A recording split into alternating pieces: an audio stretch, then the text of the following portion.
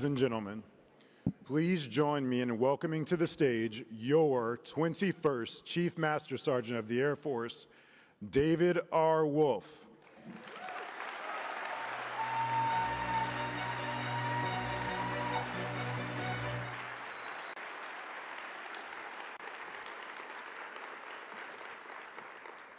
Thanks very much, Senior Master Sergeant Harrison.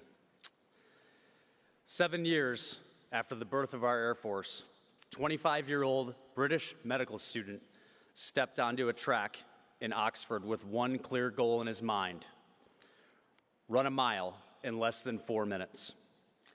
At the time, the 4-minute mile was one of the most imposing barriers in sports. The closer runners came to it, the more permanent the barrier seemed. Athletes had chased it for years. Although training had improved and competition had intensified, the 4-minute milestone remained untouched. Some questioned whether the human body could sustain the effort required to break it. Roger Bannister questioned that barrier. On May 6, 1954, Roger found his answer, and he crossed the finish line in 3 minutes, 59.4 seconds. He did not break the record by a minute. He did not shatter it by 10 seconds. He crossed the line 0.6 of a second beneath what had become one of sport's most powerful psychological barriers. It is the little steps forward that lead to victory, not the expectation of giant leaps. This world record had finally been broken, but then something even more remarkable happened. Just 46 days later, John Landy ran even faster. Bannister had pursued the 4-minute mile for years, focusing on the standard, and another runner surpassed him in less than 7 weeks. This level of perseverance, determination, and dedication defines our Air Force today. Over the decades that followed, the record continued to fall. In 1999, Hisham El-Jairu ran the mile in 3 minutes, 43.13 seconds. His record stood for 27 years. Then, on July 18th of this year, Josh Kerr crossed the finish line in London in 3 minutes, 42.66 seconds. He lowered one of the longest standing records in track and field by 47 hundredths of a second. Again, the most minor improvement, but the standard climbed. The time matters and the achievement matters. But the deeper lesson is what every broken record says about the record that came before it. Each was extraordinary, but none was final. Every time someone appeared to reach the limit, another person discovered there was still more beyond it. The horizon expanded, and what looked like the top became the next starting point. The summit was never the top. In our Air Force and today's military, the summit is really just a marker as we move toward getting stronger, leaner, and better. The idea of flight offers another powerful example of turning disbelief into reality. For generations, people looked to the sky and imagined what it might mean to leave the ground. Eventually, imagination became experimentation. Experimentation became controlled flight, and controlled flight became an instrument of national power. Our Air Force has relearned that lesson throughout its history. Before we became an independent service, airmen were taking fragile flying machines and proving what air power could accomplish. Then we became our own service. We broke the sound barrier, carried hope and supplies into a blockaded Berlin, became stewards of nuclear deterrence, and created global reach and global vigilance. We developed precision, stealth, space, cyber, and the most capable special operations forces the world has ever known. These achievements happened because each generation honored the work by building on it. Every generation inherited capabilities that once seemed impossible and carried them farther.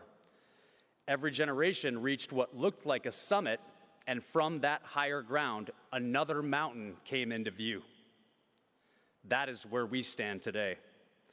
We are members of the greatest Air Force in history. We operate beside unmatched allies and partners. We possess capabilities that allow us to see farther, move faster, connect more forces, and strike with greater precision than previous generations could have ever imagined. Standing higher does not mean the climb is over. Standing higher means we can see farther. What we see is an environment changing in real time.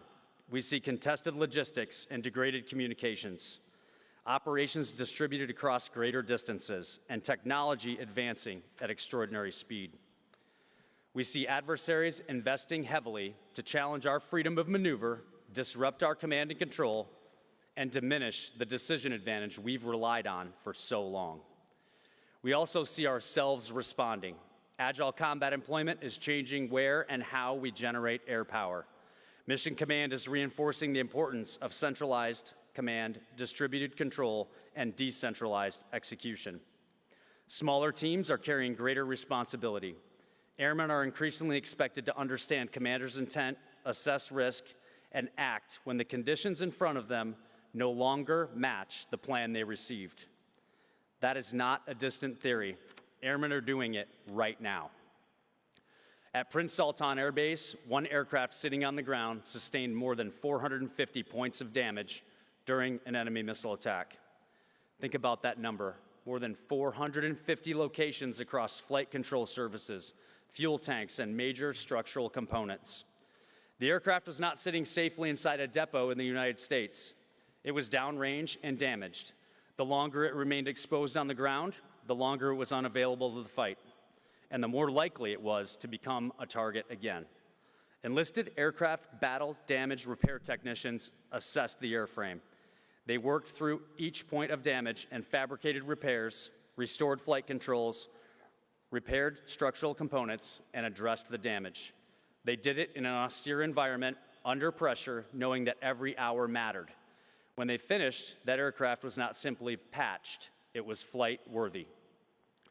That aircraft returned to mission because enlisted airmen possessed the technical competence to understand a deeply complex problem, the judgment to sequence the work, and the discipline to perform it correctly. The commitment to continue until combat power was restored. The technology and weapon systems could not repair themselves. Both depended on airmen. That's where our advantage has always come. From aircraft, weapons, and technology are essential, but hardware alone cannot build trust across a team or understand commanders' intent when a network goes down. It cannot recognize that the original plan no longer fits reality or weigh risk, consider consequences, and make an ethical decision when every available option carries cost. Those advantages live in people. They live in judgment, adaptability, leadership, initiative, and trust. They live in our airmen. So as we build the F-47, develop autonomous systems, integrate artificial intelligence, strengthen our defenses, and prepare for emerging threats, we must make an equally serious investment in the airmen who employ those capabilities. The F-47 is being developed as the Air Force's next-generation air dominance platform. It is designed to offer greater range, advanced stealth, adaptability, and supportability for the threats ahead. Those capabilities matter enormously, but no sixth-generation aircraft removes the need for first-rate airmen.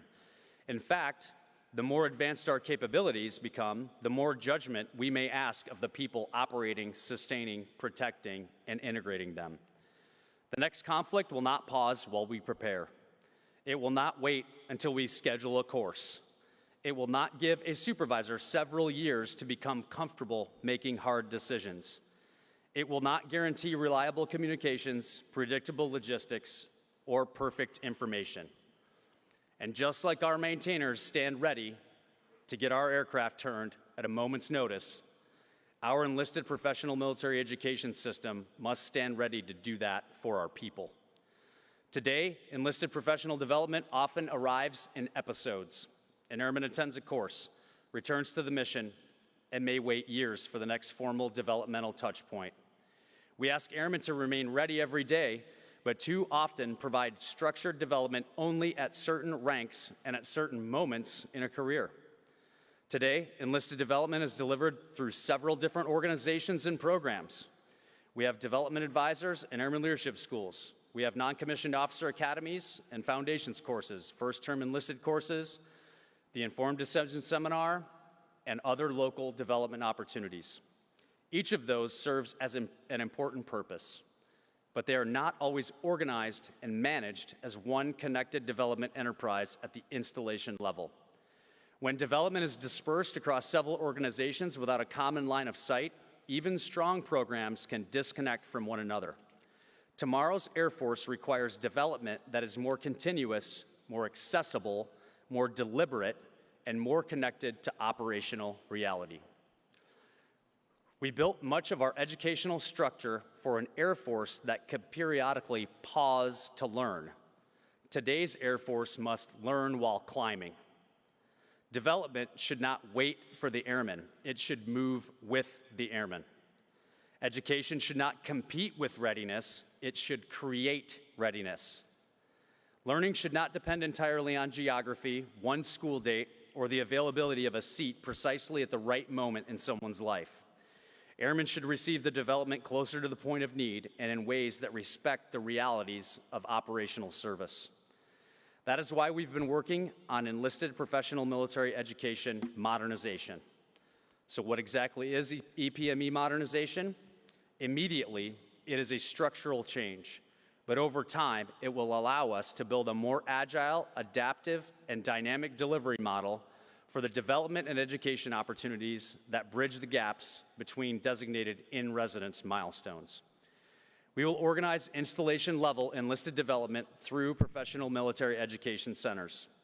Rather than looking at ALS, NCO Academy, the Development Advisor, foundation courses, and other programs as separate pieces, we are bringing them into one deliberate development structure with clearer relationships, responsibilities, and oversight. The first thing to understand is that not every PME center will look the same because not every installation has the same requirements. We are establishing 3 configurations based on what already exists at an installation.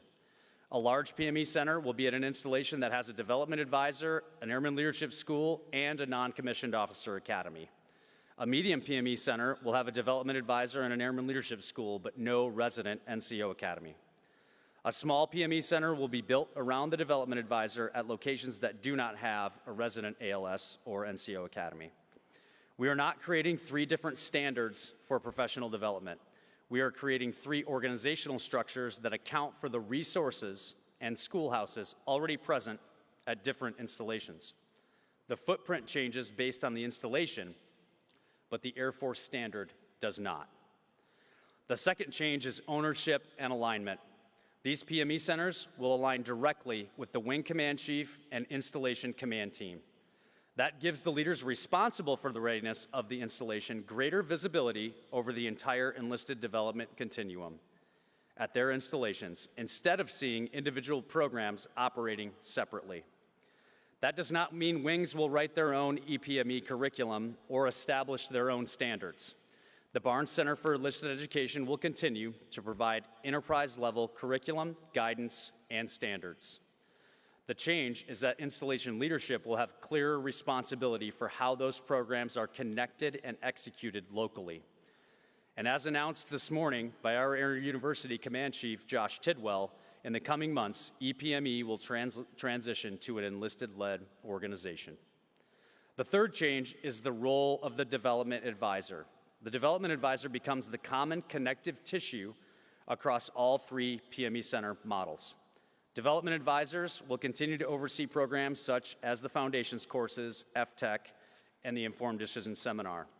But those programs will now be more deliberately connected to the rest of the installation's enlisted development enterprise. Development advisors will still provide clear career counseling and advisement on retraining opportunities, but only for complicated cases requiring deeper analysis. We are building an AI agent meant to empower every airman to understand the policy and opportunities available to them in their career. That matters because an airman should not experience FTech, a foundation course, ALS, another foundation course, and eventually NCO Academy as 5 unrelated events. Each experience should build on the last and prepare that airman for the next level of responsibility. The fourth change is how our schoolhouses connect to one another. Where there's an NCO academy, they will merge with the local Airman Leadership School. The fifth change is shaping the delivery method for EPME experiences between ALS, NCOA, and other formal milestones in an enlisted career. We are building on the outstanding foundation courses and elevating their delivery method by attaching subject matter experts through an adjunct faculty program. Soon, we are going to ask airmen with specialized background and instructor qualifications to give back to our Air Force. You'll teach foundation blocks based on subjects that you are the expert on. Our instructors teaching foundational lessons should be the most passionate and fired up airmen on any given subject. For example, we have more than 10,000 former 8Ts in our Air Force. I'm talking to you. I'm also talking to every senior enlisted leader in the Air Force. You have something to offer, and we are going to establish a method for you to be able to deliver your expertise to our airmen on demand. The sixth change is we are building an Envision dashboard to manage all facets of EPME and report directly to the Enlisted Force Development Panel at the Headquarters Air Force level. The real-time updates will inform data-driven strategy, policy, and execution decisions. We are taking the pieces that already exist, organizing them into a more coherent system, clarifying who is responsible for that system, and filling the developmental gaps between formal PME experiences. These are the near future changes that we are making, but they won't stop there. The structural changes open a world of opportunity for how we deliver PME and what we deliver. For the airmen, the desired result is straightforward. We recognize that not every airman is stationed in a squadron on a traditional base. So wherever you're stationed, there should be a clear development path in front of you, and the path should be accessible regardless of your geography, operational, or mission requirements. With every change, the question of resources comes up. We cannot call something a priority and then expect wings to build it from spare time and goodwill. Policy and resources have to climb together. Our commitment must be clear. When we establish requirements, we must also do the work necessary to make those requirements executable. Development is part of the climb, but no less significant than how we promote airmen. So next, the Stripes for Exceptional Performers program gives commanders a way to recognize and promote airmen whose performance demonstrates that they are ready for greater responsibility. The current nomination window is compressed, and its timing does not always give commanders the widest opportunity to consider eligible airmen after promotion results are released. For promotion to Staff Sergeant and Technical Sergeant, the STEP nomination window will align with the respective static closeout dates beginning today. Why does that matter? Because timing should not unnecessarily narrow opportunity. Extending the window gives commanders more time to evaluate performance and recognize airmen who have demonstrated exceptional potential. Beyond the minimum time and grade and time and service requirements, the focus should remain on exceptional performance and readiness for the next highest grade. Promotion should be merit-based and focused on the competence of the members, and this includes our STEP promotions. Next, each year we leave promotion vacancies on the table due to members being selected for promotion who decline that promotion within a few days after notification. For example, over the past 4 years, across different AFSCs, 59 senior master sergeants selected for chief declined promotion. Those decisions may be personal, professional, or family-driven, and they should be treated with respect. But the vacancies created by those decisions remain real. Critical requirements still need experienced leaders. Today, a promotion decline can leave a requirement unfilled for more than a year, even though other highly qualified senior master sergeants were assessed during the same board process. We are therefore evaluating who will be the next airman up. The board order of merit already determines who that next airman is, and AFPC has developed a process to identify those members using the current board. Even where there are multiple members with the same board score in the next category, the board will determine an order of merit. If a vacancy opens based on a declination, we can promote the next airman.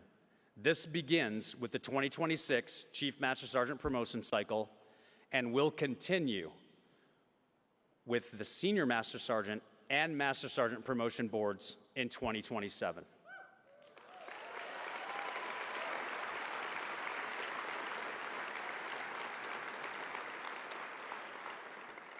But our promotions are not earned alone, and to build a force ready for the next climb, we must also strengthen the people who help them along the way.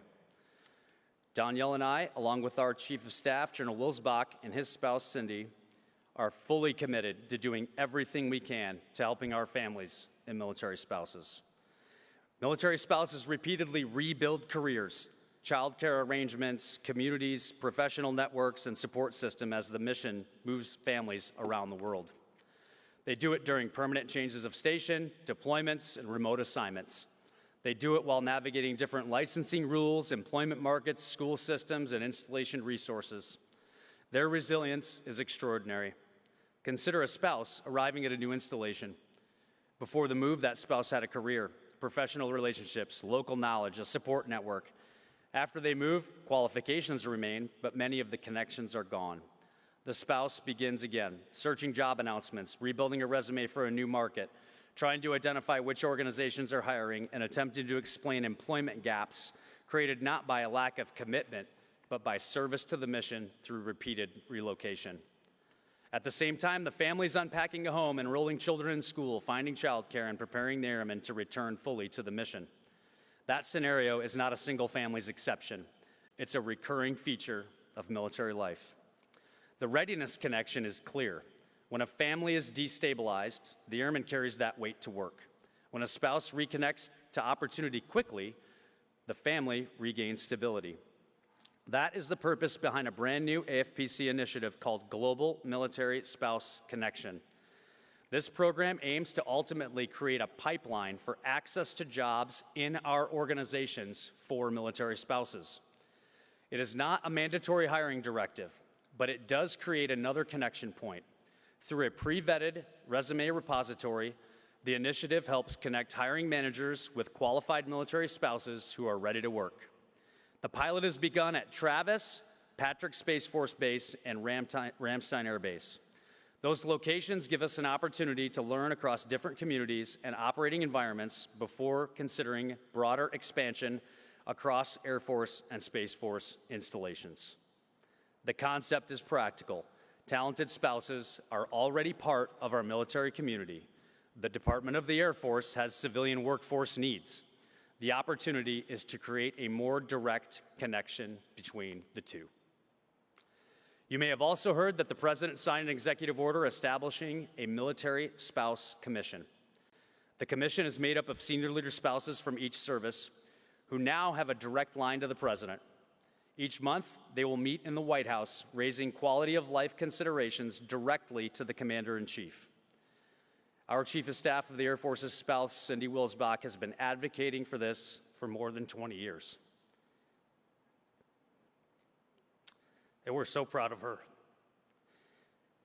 She and Danielle now are champions for our airmen at the highest level of our country.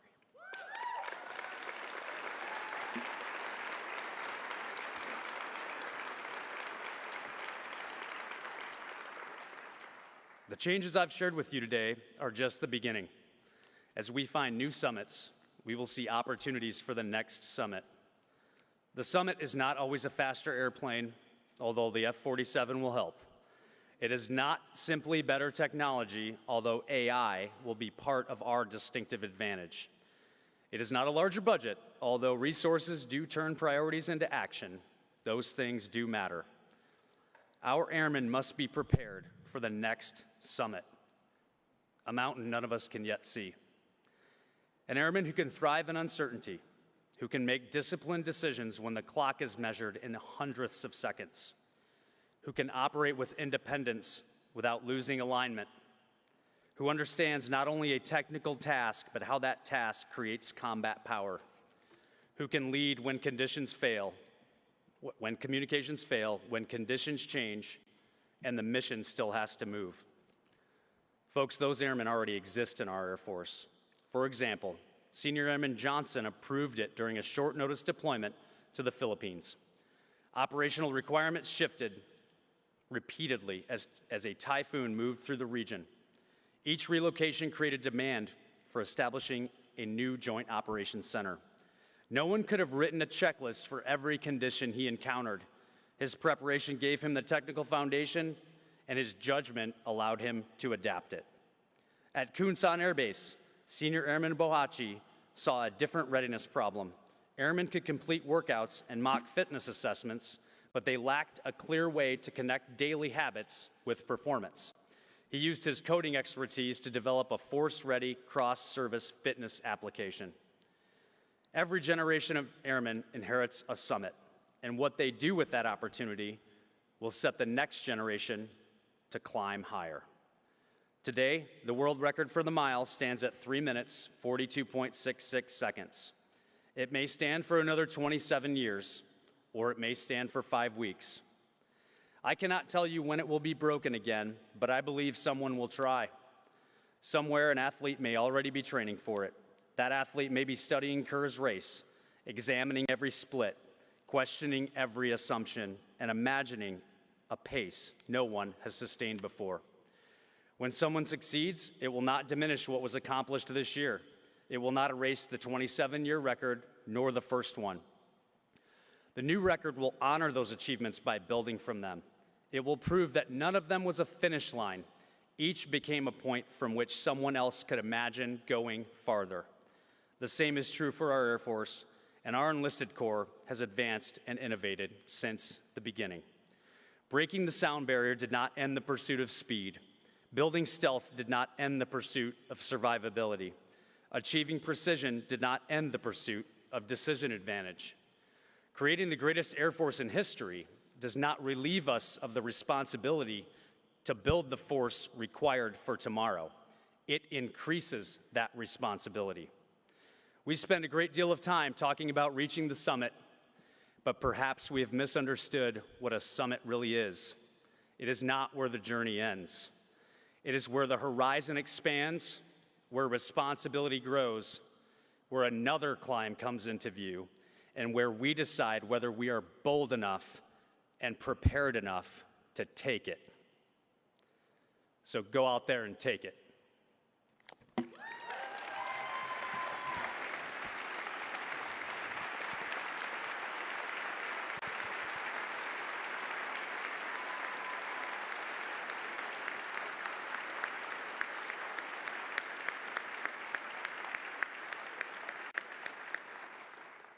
Ladies and gentlemen, please remain at your seats.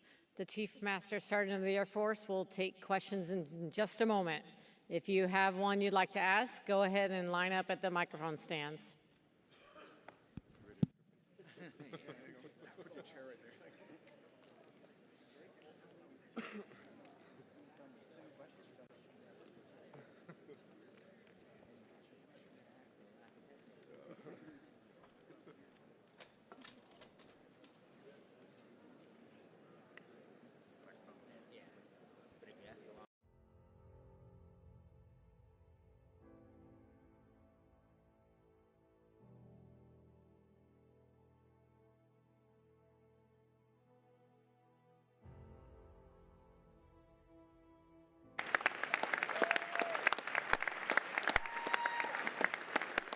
Thanks, folks. Hey, before we start Q&A, I want to make a couple of, just do a little bit of recognition here. Are any of our previous year Outstanding Airmen of the Year here in the audience? If you would, please stand up. I know you're here. From last year, where are you at? 1? Nope, 2, 3, 4. Hey, give these folks a round of applause.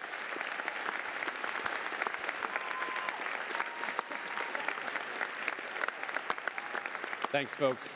They've been such an awesome representative for us this last year, and we could not be more proud of them as they sunset their year tour representing the Air Force everywhere.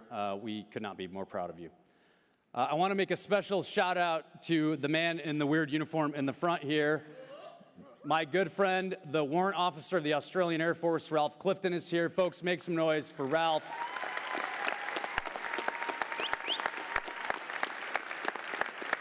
one of our closest allies and partners. And like, if you come up front here, get a picture with Ralph. He's way cooler than any of the rest of us, and you'll see that if you just come up and talk to him for a minute. And the other thing I want to do is, real quick, anybody go to PT this morning? Yeah, you should be scared. You should be very scared. Yvonne Pennington led us this morning. Yvonne, please come up here on the stage and join me real quick. Folks, make some noise for Yvonne.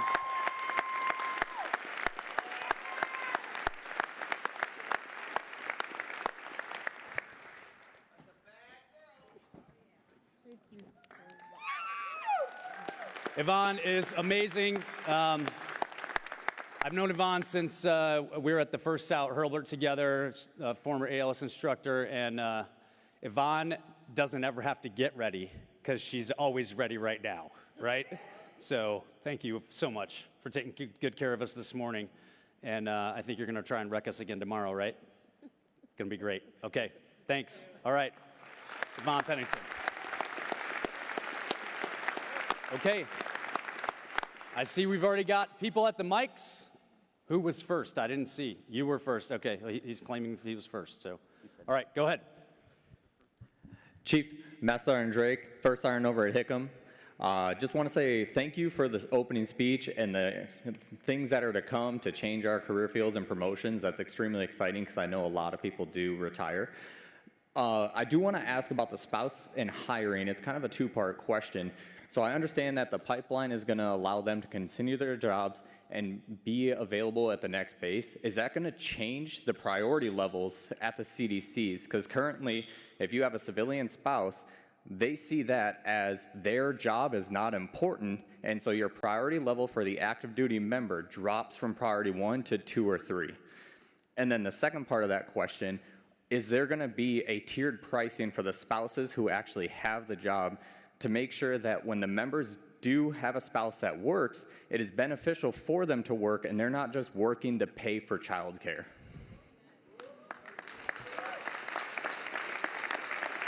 Thanks. You know, as we travel around the Air Force, there's probably 5 things that we hear everywhere we go, and childcare is obviously one of them. This is a tough problem, right?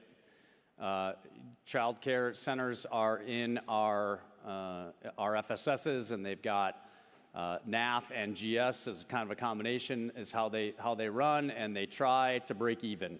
Quite often, though, you may or may not be aware, the CDC is operating at a deficit, and we're paying it by you using the bowling alley and the golf course and the other things that are in the NAF portfolio.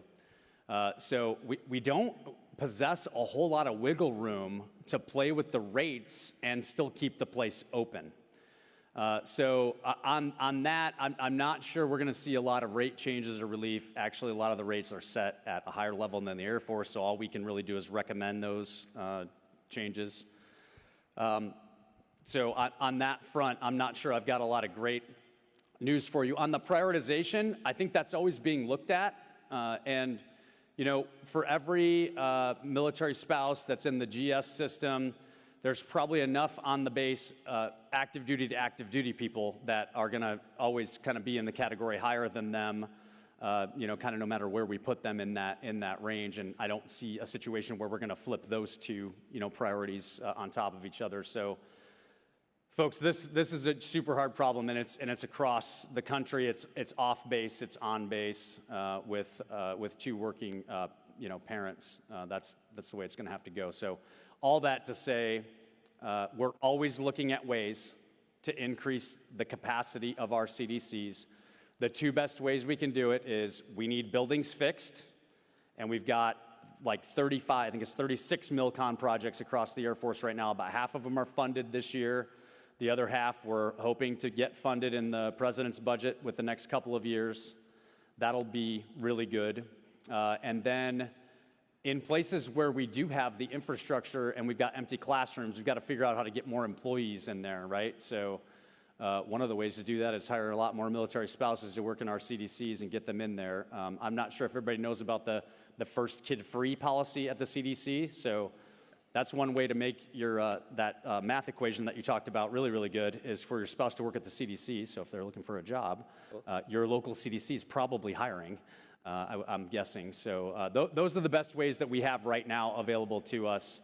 And without a total change to the structure or some type of a cash infusion commitment from higher levels than us, I think we're going to continue to try to have to chip away at that. Thank you, Chief. All right, thanks for the question. All right, over here. How's it going, Chief? I'm Tech Sergeant Pickering. From Shepherd Air Force Base. I'm an instructor supervisor for a heavy avionics schoolhouse. All right. I think you're the most qualified person to answer this question since, your Air Force career started before I was alive. You have a breadth of experience unmatched, really, right? My question is really about not just instructor, but personnel burnout. Mm-hmm. I know we haven't really talked about that yet, but right now in our schoolhouse, we're less than 50% manned right now, and it's tough. We got 100 airmen waiting in the dorms just to start their class, and my fear right now, we've had 20 instructors come in the last 2 months, but they're not even qualified yet. They can't even teach by themselves. My fear that these instructors are going to get so burnt out so fast and just crumble. It's already started to happen. Me as a tech sergeant IS, I can handle it, but I see some of these staff sergeants, they can't handle the workload. Sometimes they don't have a day off in 2-3 months. When they can't handle the workload, it affects them mentally, and then therefore, like they mentioned yesterday, if you're affected mentally, eventually it'll affect your physical, and then eventually you're a shell of a person you were beforehand. Yeah. So, besides going to mental health, relying on your buddies, what do you recommend for my instructors that I love, first of all, and they do great work? And some of these staff sergeants are way smarter than I am. And I want them to stay in, have successful careers, but at a certain point, I can only have them come to me and complain a little bit, but I can't do much more than just be there for them. What do you recommend as Chief Master Sergeant Air Force? No, that's a great question. And let me repeat back to you what I think you are describing. You are describing to me that the requirements that are being levied upon you and your team are exceeding your capability and capacity to meet those requirements. To an extent, yes, sir. Okay. So that's called risk. That's what you're defining to me. And right now you're telling me the risk is on the people, right? So what are the things that we can do up the chain and within our own organization to try to reduce that risk in some way, shape, or form, right? So where's, I know Sam's here. Where's Sam? There he is right there, back there. Stand up, Sam. There's your command chief, right? And you know what his job is? I'll ask him. His job, I'm not coming to Shepherd to solve your problem if you haven't figured that out yet. But I know a guy who can, right? And Sam's job is to go to the commander and say, hey, boss, we have a gap here in what we're trying to get done and what resources I'm being given. So we got to come up with some creative ways to change that. You know what those ways are, right? I've got news for everybody, though, right? We are getting, in the National Defense Authorization Act in this fall, a 9,000 person end strength increase authorization, okay? You should be happy about this. You should clap. Yeah, this is good. This is very good news, okay? Now, it's going to take some time, but guess what that's going to do for you? Requirement increased, right? Yeah, and guess what that's going to do for all the maintenance units out there? I got to take more of your people for the schoolhouse to grow those people, right? So that's not going to be overnight, right? That's a good sign and a good step in the right direction, but it'll be a burden almost for us to. It'll be a good burden to have because it gives us the capability at the end of the day. What I'd ask you to do for your people inside, though, like what can you actually do about it? Are they doing all the basics that they need to be doing to be able to, at this season of their career, carry the burden that we're asking them to carry, right? Are they taking care of themselves? Are you actually letting them take a knee when it's time to take a knee and when that window, maybe short, opens up, right? Are you going to your boss and saying, hey, this other thing that has nothing to do with producing students out of this FTU, we're not doing that. Like, here's why, right? And communicating those things to your leaders. Folks, we want mid-tier level leaders like yourself to be bold and to communicate those bold ideas to your leadership so that we can make it so your folks can endure this season of their career well. I've been around a long time, like you so nicely pointed out, and what I've noticed is that this will go in waves, right? There will come a time when things are a little bit easier. Right now, I think across our force, that is not the time that we're in right now. Right now, we're in a time where things are absolutely, it's a high up tempo, and I think it's going to continue to be that way for some time now. But like I said, basics, all the basic things, that's what you can control, is how you guys are spending your time locally, given the mission that you've got to do. So Chief Sam's going to come and dig into your business now, though, so congratulations. I All right? accept that. Okay, thanks. You got it.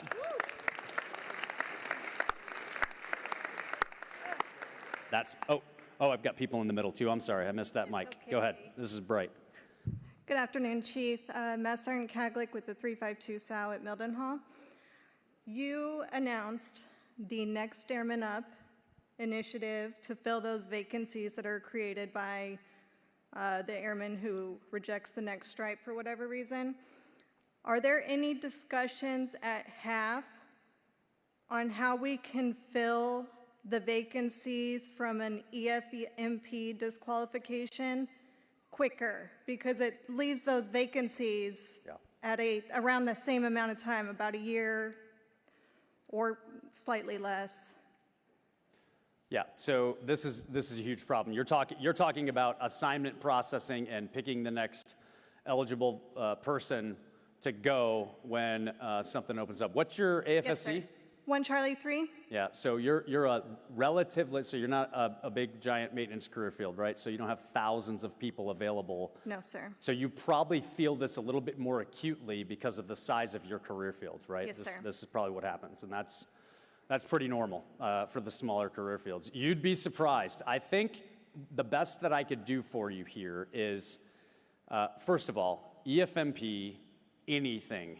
We are very interested, the boss and Cindy, Danielle and I, we want to do anything we can to help our EFMP families, right? And we want to do it in a way that gets them to more places by offering more services for their EFMP family members so that there aren't these kind of perceived career, implications on people not being able to go to certain jobs. We don't want that.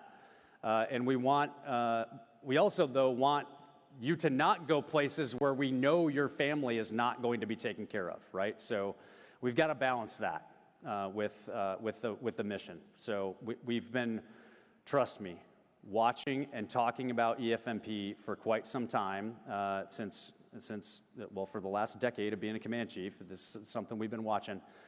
I will say they've made some improvements, but we got a long ways to go.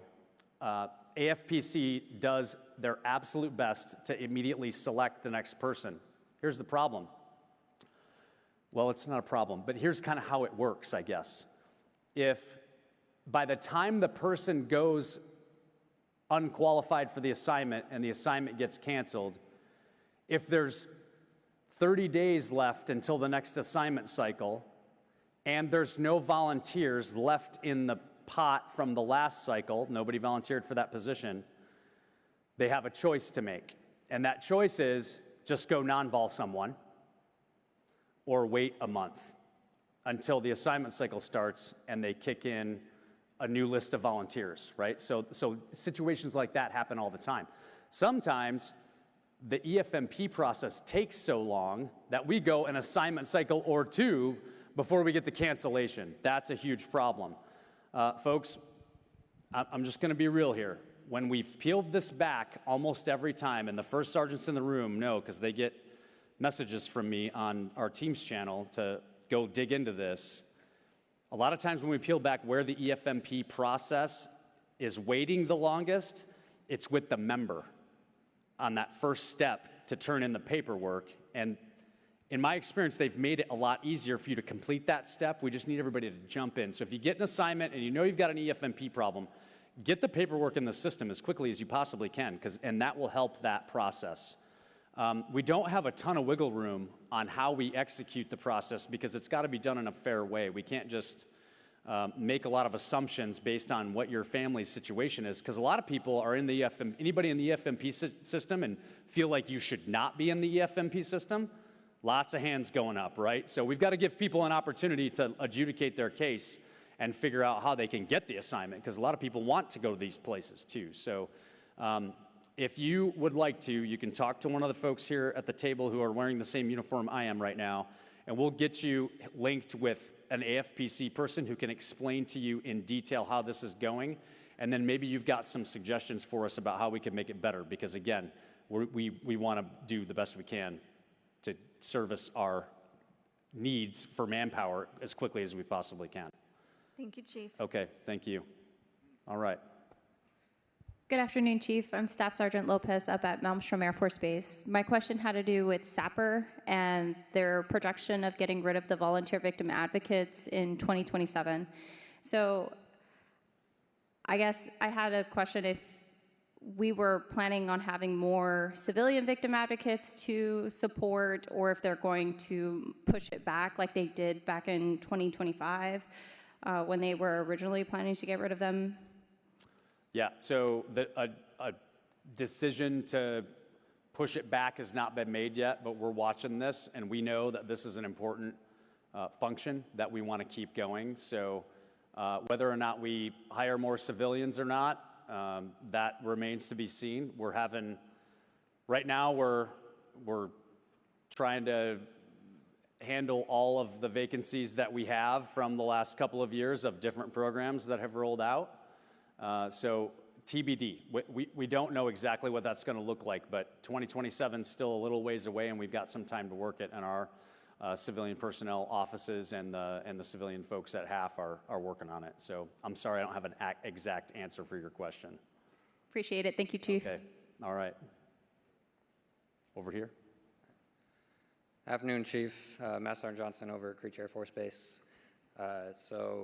You've had a few questions now related to requirements, and requirements always come back to money. But I don't have an authorization question for you, but on behalf of all the airmen at Creech Air Force Base, has an AIP, an Airman Incentive Package, maybe made it to your level yet to hopefully help the airmen there with the tyranny of distance that truly leverages thousands of dollars a year on the airmen there? Yeah. Yeah, for everybody that's serving at Creech, like, thanks, right? It's a hard place, with what we've got. So two things on this. Number one, if we can approve that AIP package and put that money in your paycheck, you have my commitment 100%. We're going to do that. All right. There are barriers and there are things that we still got to get through. So don't celebrate yet. Okay. But we're still working on that for sure. I would say looks favorable at this point. This is the best I can tell you. The other thing we owe you though is, how about if we just build some stuff on Creech to make your life better while you're there too, right? At the same time. So yes to both. I'm not going to tell you that, direct deposit's going up right away though, okay? But this is a problem that General Wilsbach and I, while we're at ACC, we're staring at it for a couple of years now. We're tired of staring at it. So we want to solve it. Thank you, Chief. Okay, thanks. Good afternoon, CMSAF. I'm Technical Sergeant Acuff. I work at 2nd Air Force as the Command MTL, and I have a clarity question in regard to the promotion return based on merit. When we promote Air Force-wide, DD usually receives a more restrictive percentage, and I was wondering if For members that are selected in the same promotion cycle for, say, OTS or another selective program, would those quotas go back into that same potential program? Yeah, so that's something we could do in the future. Yeah, but for this specific decision, it's limited to that declination window. When you get promoted, remember you get a sign Yes. saying, I'll take the stripe. This is limited to the people that have that immediate declination. And the reason that we're doing that is because the more time that elapses between the time we've snapped the chalk line to say this is the requirement for next year's promotion numbers and the opening of that vacancy based on OTS selection, heck, somebody could, people also get in trouble and lose their line number, right? That happens too, right? Those things will happen throughout the cycle. So then the question becomes, is the requirement still the same? Because now we're 6 or 8 months down the road, right? So another factor changes that we would have to do analysis on, and we'd have to do it specifically for that career field, and we'd have to run a whole nother process in the system to see what the numbers look like to know if we're over executing. Because what we might be doing, and without knowing it, if we did that, is giving away a stripe that's really meant for next year or the year after, right? So right now it's only limited to that number. Thank you, CMSAF. I appreciate it. Let me share with you guys one more piece of context on this. Folks, this is not hundreds of airmen that are going to get, you might think, oh, at the master and at the tech sergeant to master sergeant level and the master sergeant to senior master sergeant level, there's going to be all way more than the 59 that he mentioned for chief. Actually, the numbers are about the same. Why do you think that is? The people that are making tech and are making master and senior master aren't retirement eligible yet, so they take their stripes at a way high rate, right? So a lot of the folks that make chief, they're already retirement eligible, so they make that election to just go ahead and put the stripe back into the pot. So we're talking not a huge amount, but definitely an opportunity. So yes, sir. Thank you. Watch for that change coming out. You're welcome. Good afternoon, Chief. Senior Master Morton. I'm up at the Pentagon with you in the A3. All right. As we think about readiness in relation to our pacing challenge, it seems like there's gaps between readiness reporting and like the systems we use for it, Yep. and what our true readiness really is to go do that mission set. Where do you see like the biggest gap in that? And then what can we do as NCOs, senior NCOs to help close that gap? Yeah, the gap is the data. The data that's available, the systems that report that data, all of those things are antiquated and they don't reflect today. There's a lot of things that are happening, especially with the use of artificial intelligence that is gonna help us with that. If you listen to the data and AI panel that we had earlier today, you heard some of those things from that panel as well. Folks, we don't have a handle on our information in the way that you would think a 2026 Air Force would, but I think we are on the brink of revolutionizing that because of all the effort of our predecessors, what they've done to put the systems and controls in place to start having everybody speak the same language. And folks, this isn't just an Air Force problem. Readiness reporting across the Joint Force and all of the systems that we have is a concern. So that's what I think about it. I think we're, as you described it, that's exactly how it is, and we need to do a lot better job. We've got to get the data correct first, and then we can start to iterate on some really modern solutions that are gonna, I think, give us a lot more capability to sense and understand where we are as a force. Appreciate it, Chief. Thanks. You got it. Good afternoon, Chief. Staff Sergeant Alt out from Kirtland. I'm touching on the mention to the structural changes to the EPME that you were talking about. I'm a financier, so my first thought goes to money. Are we thinking that is going to be realignment of current base funding to cover these structural changes or increases to installation level funding? Or is this going to be something coming from MAGCOM DAF level? Yeah. So we're analyzing that right now. So yes, there's going to be a change in who owns the money and the execution of the money. So we're not going to leave the money with the current structure and then put it in a new one and expect that people are going to pay for other people's things. So we'll realign that for sure. What we're doing right now is at the Pentagon, we're looking, right now the analysis is being done on where all of the development and PME money is, because there's different pockets of execution going on around the Air Force, depending on what the current structure is of your thing that you have at your base. Some of them are at the MAGCOM level, some of them are at the base level, they're inside the FSS, they're at the Barnes Center, they're at Air University, they're at the Global College of PME, I can go on, there's a bunch of them. So what we want to do is, where are they? And then we'll probably end up taking a look at all of that from the highest level, and then, okay, what makes sense? Certainly some of those entities still need to have money and pots of money, but what I want to do is seed the wings with the money resources they need next year to be able to start executing that. So that's what we're doing right now. If you would like to come and nerd out with us on that and help us figure it out, you're on the team, man. We'll put you in. Who do I talk to about taking up that offer? Any of those people in the blue uniforms over there. Yep, right there. I appreciate it, sir. You got it. Okay. Hey, for those of you guys that don't know, when you're really good at your job, we give you other people's jobs to do. That's what just happened. All right? Right here. Hey, Chief. Texar Magato from the 36th Wing, Anderson Air Force Base, Guam Security Forces, but currently serving as a Command Chief Exec and a 3-time Super Typhoon survivor. No, congratulations. Yeah. Chief, service members stationed in Guam currently fall under the OHA, Overseas Housing Allowance system, because it's a U.S. territory and it's also considered overseas.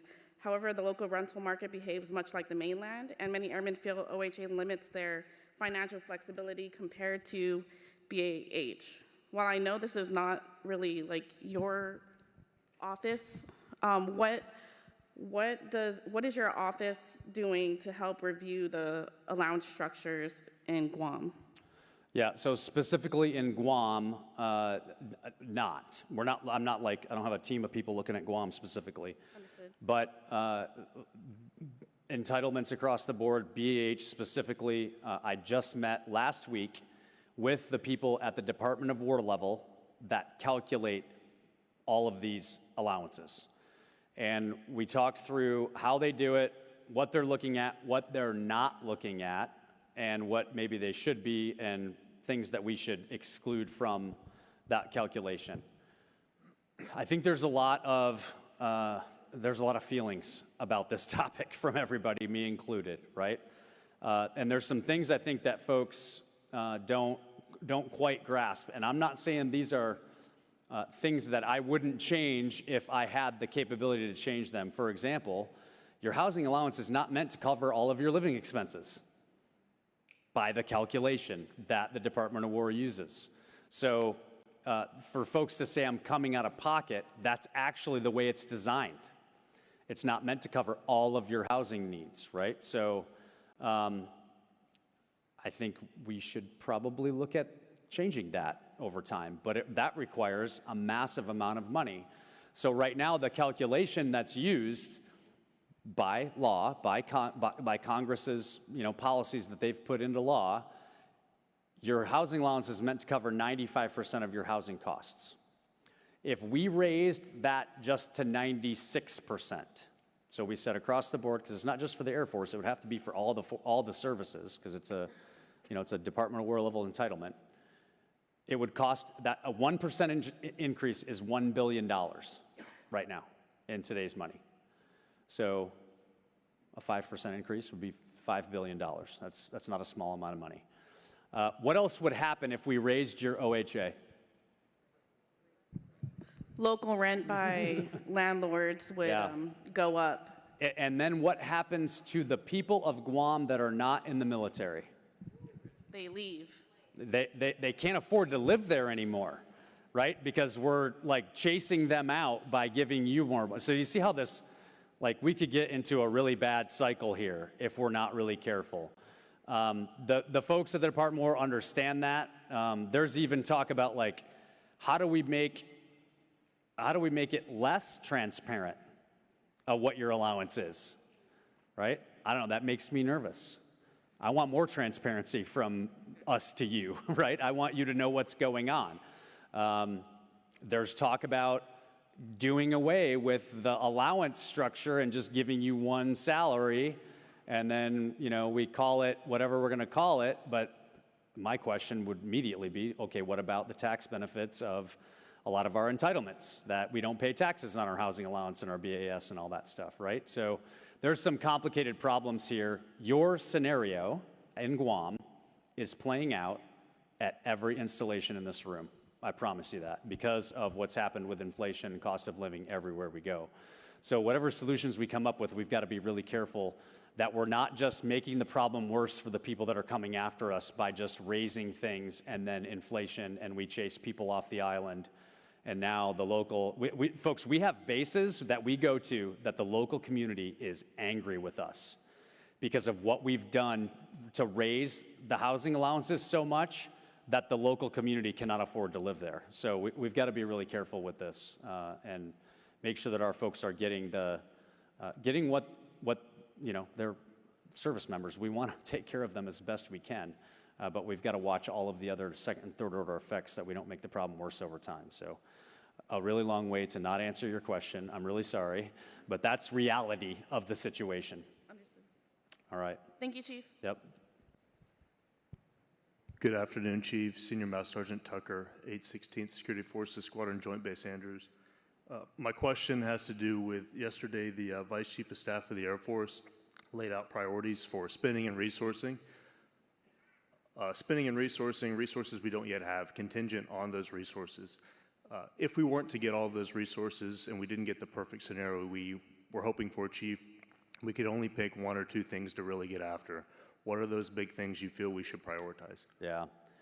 Yeah. Okay, so to address the first part of your question, if we end up in a year-long continuing resolution without a lot of flexibility into how we spend the money, very bad, right? This is very bad. And we're looking for AFSA to help us and other organizations out there to make sure that we are communicating that risk to Congress. The boss and I, the vice chief, the secretary, we're all communicating that risk, absolutely. What we need is we need the entire president's budget request, and we need it on time, and it needs to be, you know, all or really close to what's being asked for, and we'll be able to get after a lot of those things. As far as picking one or two things, like, that's not how it works at all. Like, you can't do that because we've made commitments on, you know, thousands of programs across the Air Force. So what you have to do is find the offsets in the places quite often where you actually have the contractual flexibility to do so.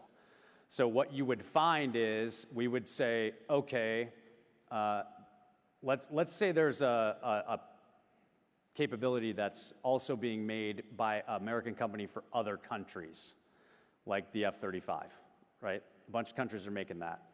We have a commitment to buy a certain amount of those. The manufacturer might be okay with us buying less because they have other countries, like Australia, in line, and they could just move ahead of us in line and everybody will be okay, right? So that's one way to do it. And then what are you doing, though? Now you're kicking the can down the road on getting that capability into the hands of the warfighters in the Air Force. So none of these options are good options, and none of them make us more effective warfighters. So it's really important, folks, as we move into this budget season, that Congress helps us out and figures out how to work through whatever issues they've got to work through to make that budget happen. So priorities-wise, what would I do if I could wave a magic wand? I would fix your health care right now, right? I think we've got a long overdue overhaul of the healthcare budget and the structure of it, and I think there are opportunities there to do something different. Again, takes quite a bit of money. And I would do everything I can to make sure that your families are taken care of. That's where I would put the money every time, because without you, the F-35 doesn't do much. So that's where my mind's at all the time. Thank you, Chief. Yep, you got it. Right here. Good afternoon, Chief. Sergeant Harrison from the 736 Security Forces Squadron out in Guam. So being an instructor and also working on the CRG side of things and being able to go out and do expeditionary missions with our allied partners, the biggest thing is when people come through for PDST and then seeing a bunch of our NCOs or people that we expect to lead not be able to lead their airmen in the tactics that you're entrusting us to lead them in, as far as patrolling, defending the base, everything that's essential for a defender to do. And also in the sense of doing joint exercises, let's say with Combat Com or other agencies around our base. My question to you is, do you think there would be an influx of more joint exercises? Just because in my experiences and what I've seen is, when we do these joint exercises, we're not using the multiple capable airmen aspect that we always preach.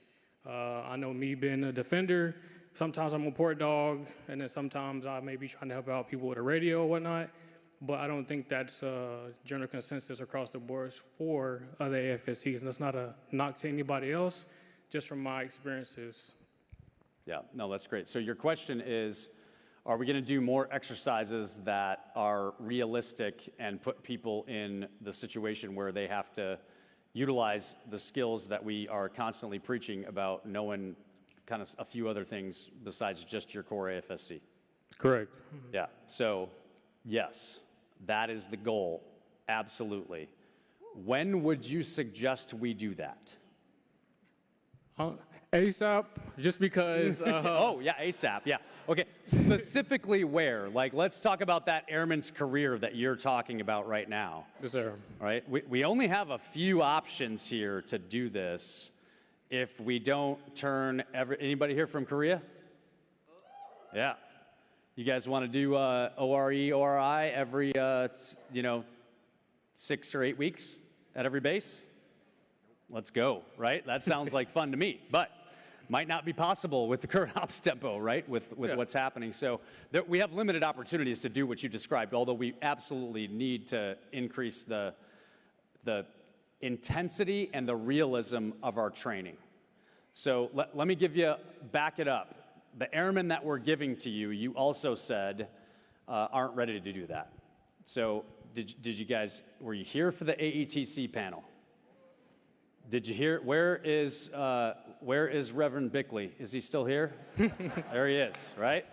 Yeah, so, yeah, it's happening. It's happening, man. I'm telling you. So here's the other thing that I want to describe to you, like what's in my mind. And right now, it's just a concept, all right? So don't think that tomorrow the whole world is going to change. But, folks, that defend, operate, generate, and sustain model that we're talking about at basic training opens up an avenue for us to think more deeply about what AFSCs we assess people into for the first few years of their career. I see a future where quite possibly a lot more of the Air Force spends the first few years of their service as a maintainer or a defender. A couple claps. Yeah. There's a bunch of people that are like clapping slowly because they want to be polite, but like that's a big deal, right? I'm not sure exactly how that will work out, but let me describe another thing that's happening through our Air Force right now is the 2A career field structure. Any of you maintainers worried about that? Yep, you're very worried about it. Okay, so and you should be, because folks, if we don't have the maintainers, like the fly and fix airplanes thing that is the core of what we do as an Air Force is in jeopardy. A lot of Pacific questions here. You're in Guam, getting people ready for that hub and spoke operation. Who are the first 2 people I'm going to need on an island in the Pacific if we have to spread our forces out all over into dozens of locations? A maintainer and a defender, right? I need somebody that can get jets off the ground, and I need somebody that can keep the people safe that are getting the jets off the ground. And I probably can't send you, a RTC instructor who's got all kinds of experience doing this, and all of your friends to every one of the locations. I don't have that, that depth of knowledge. I can probably send you and then a few other folks that are they just know just enough to not get everybody killed, to help you, right? That kind of augmentee program is what I'm talking about. At some point, we've got to make a decision about whether or not we're serious about what we're going to have to do in that environment, and I don't think our current structure would allow us to do that. The 2A career field restructure gives us this opportunity because one of the first things that's going to happen is in small pilots, we're going to train maintainers to launch, recover, service, and inspect as kind of that core function of being a maintainer. And then some of them will stay in maintenance, and some of them will go and do something else afterwards. The other thing that's going to happen in the Defender career field, you guys know about Sentinel, the modernization of our nuclear triad, right? This is a massive manpower bill. We're going to need several thousand more Defenders to keep Minuteman III and Sentinel alive at the same time for a time period that is very long, right? We don't yet know. We hope it's, we hope it's less than 10 years, but maybe. We'll see. So we're going to need a lot more Defenders. So part of that growth that I talked about, we're going to have to put more people in these career fields anyways. So we're going to have an opportunity maybe over the next few years to do some experimentation in what I just said, and then a lot more of the Air Force will be ready to do those basic skills. We've found through operations in the Middle East in the last 8 months, we absolutely have people doing jobs because that's the job that needed to be done, not because that's the job they went to tech training or pre-deployment training for. So we're keeping an eye on this, and you're absolutely right. We've got to get more serious about how we're preparing people and sending them into the environments that we're sending them into currently. Yes, sir. Thank you, Chief. Okay, all right. Am I getting the hook? That's Yes, the sir. hook? Okay, all right. Hey, folks. This has been a great couple of days. We've got another awesome day tomorrow. Thanks to AFSA, Keith, for putting this thing on. It's been a great summit so far, and I'm looking forward to seeing you guys out on the floor and for the rest of the day today and tomorrow. Thanks, folks. Appreciate all your time.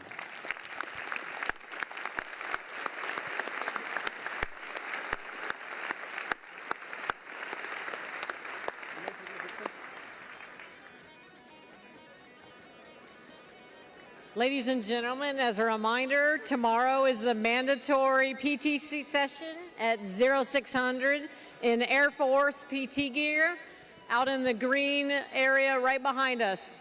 6 o'clock PT gear. Be there.